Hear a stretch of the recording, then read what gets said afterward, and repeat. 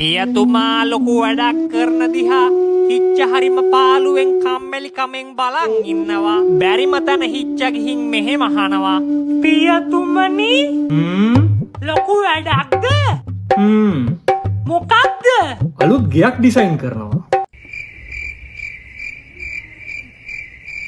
ඒ ගෙදරට නම් මේ වගේ කාමරයක් දාන්න එපා.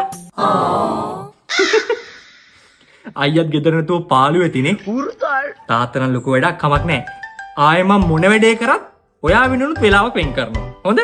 නෑ එහෙම ඕන නෑ. ඈ? අලුත් ගෙවල් වලට ටිකක් ලොකු කාමර දාන්න. මේ කාමර හින පොඩි අප්පා.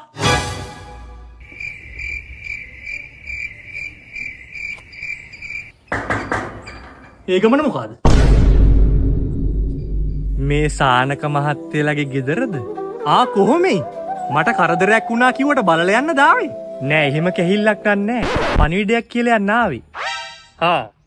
පියතුමා කිච වුණා. රුවන් දර්ශන සර්ගේ කම්බයින් මැත්ස් රිවිෂන් ක්ලාස් එක දෙසැම්බර් මුල් සතියේ පටන් ගන්නවා කියලා ලොකු පුතාට කියන්නේ.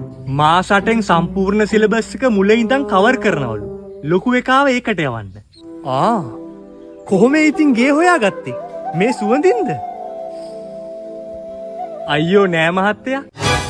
මැත්ස් නහුතර කෙලවන් ඉන්න මෝඩ කොල්ලගේ ගෙදර මොකක්ද ඇහුවම ත්‍රීල් පාක් එකේ හැමෝම දන්නවා.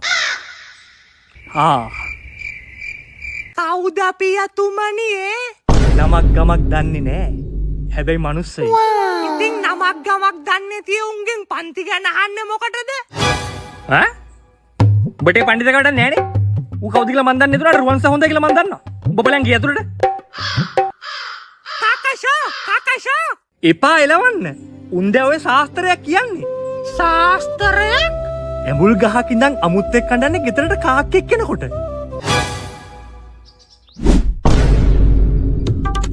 අමුත්තා කෙලිය නේද පියතුමනි ටී-ෂර්ට් එකට? එලවල දාපවක. මගලු ටී-ෂර්ට් එකක්. කාකෂා